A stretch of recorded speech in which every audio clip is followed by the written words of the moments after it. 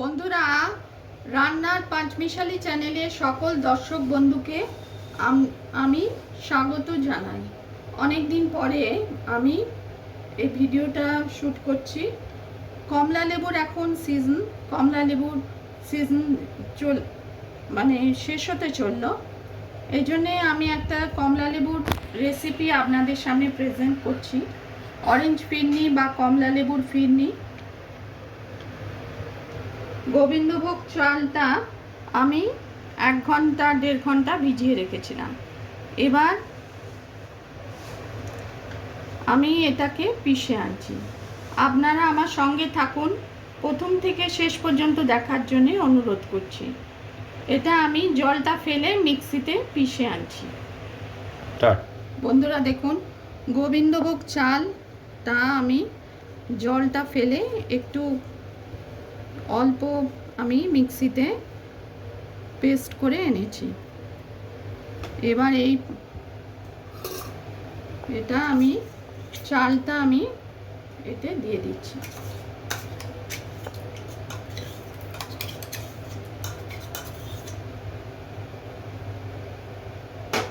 আর দিয়ে দিচ্ছি।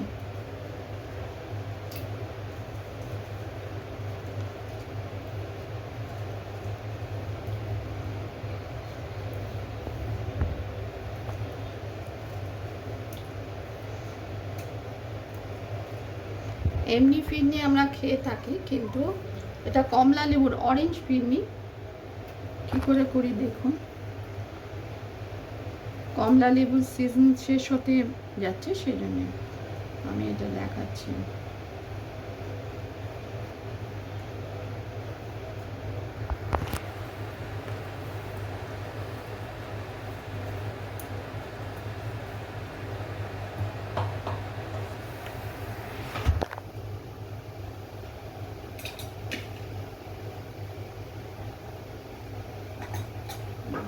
এবার অনবরত এটা নেড়ে যেতে হবে। চালটা ঘন হওয়া পর্যন্ত, সেদ্ধ না হওয়া পর্যন্ত। সরি,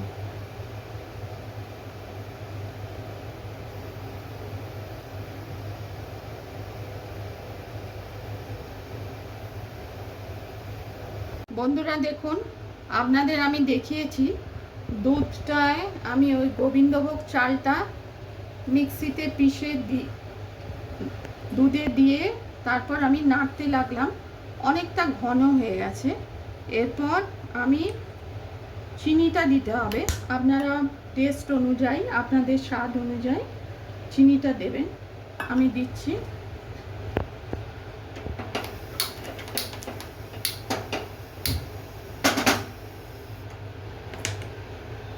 চিনিটা আমি দিচ্ছি।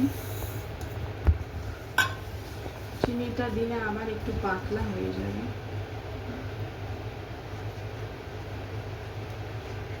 আমি দেখে নিচ্ছি কিরম তেল। আর একটু দিতে হবে। কিরম একদম আঁচটা কিন্তু লো, একদম লো আছে, নালে নিচেটা লেগে যেতে পারে।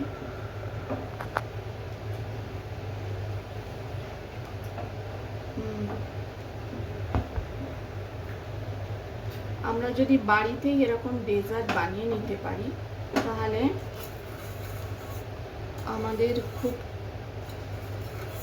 পয়সারও সাশ্রয় হয়, আর আমাদের খেতেও ভালো লাগে। মাঝে মাঝে এরকম ডেজার্ট বানিয়ে নিলে। আর একটু চিনি লাগবে।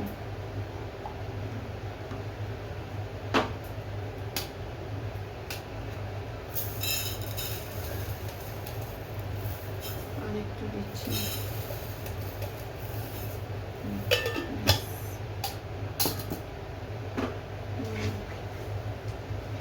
চিনি দেওয়ার পর একটু পাতলা হয়ে যেতে পারে, নাড়তে হবে। আর এলাচ পাউডার দেব, ছোট এলাচ আমি দিচ্ছি।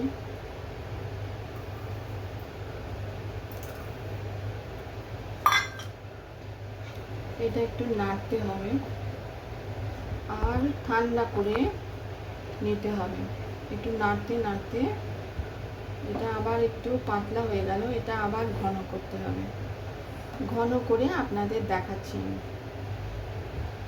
দেখুন বন্ধুরা, চিনি আমি দিয়েছিলাম, আমি দেখিয়েছিলাম। প্রথমে আমি গোবিন্দভোগ চাল পিষে, তারপর দুধটা ঘন করে, চালটা সেদ্ধ করে, তারপর চিনি দিয়ে এলাচ দিয়ে আমি এই মিশ্রণটা তৈরি করেছি। ওটা আমি আগে দেখিয়েছি। এরপর একদম ঠান্ডা হয়ে গেল, তারপর এই অরেঞ্জ কমলা লেবুর রসটা আমি মেশাচ্ছি। অরেঞ্জ ফিরনি, নাহলে এটা কেটে যেতে পারে, সেই জন্যে এই যে আমি অরেঞ্জ কমলা লেবুর রসটা 3/4 মেশাচ্ছি। এটা গ্যাস বন্ধ করে করতে হবে।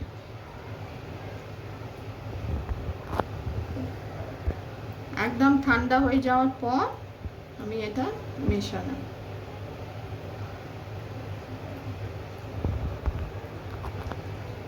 আর পেস্তা আর বাদাম একটু মেশাচ্ছি। আমরা কম বেশি ডেজার্ট তো সকলে খেয়েই থাকি। পেস্তা বাদাম একটু মেশানো। আর অরেঞ্জ জেস্ট মানে কমলা লেবুর ওপরে যে এই যে সারফেসটা আছে, আমি দেখাচ্ছি। এই যে সারফেসটা আছে, এর থেকে অল্প গ্রেটারে আমি গ্রেট করে নিয়েছি অরেঞ্জ জেস্ট। এটা একটু মেশাচ্ছি, ওটা টেস্টটাকে আরো বাড়িয়ে দেবে।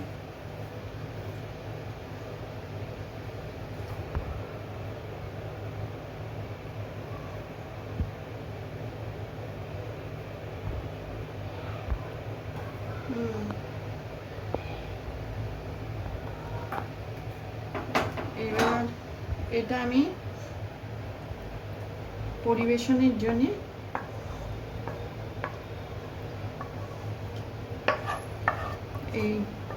এটাতে ট্রান্সফার করছি।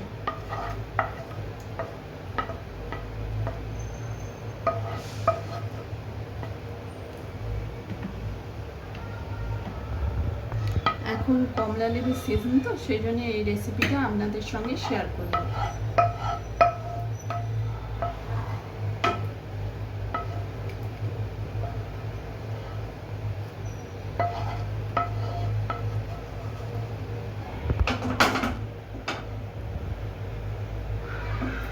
তারপর ওপরে আবার কমলা লেবুর জেস্টটা একটু দিচ্ছি।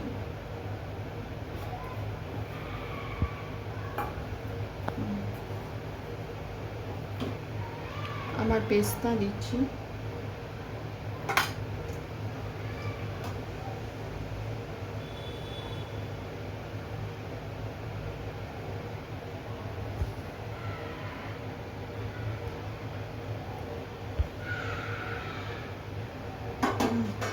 আর একটু পেস্তা দিচ্ছি দেখতে ভালো লাগার জন্যে।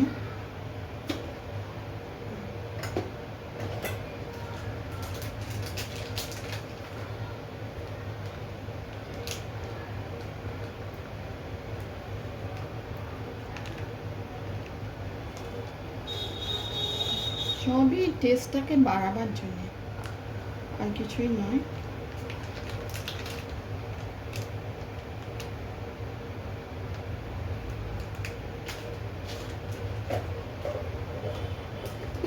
পেস্তা আর অ্যালমন্ড দিয়ে আমি এটা গার্নিশ করেছি।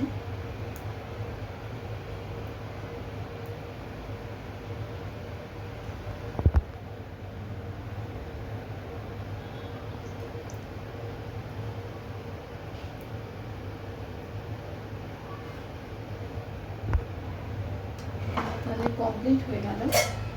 আমি আপনাদের সামনে প্রেজেন্ট করলাম অরেঞ্জ ফিরনি রেসিপি। পছন্দ হলে লাইক করবেন, চ্যানেলটিকে সাবস্ক্রাইব করার অনুরোধ রইল।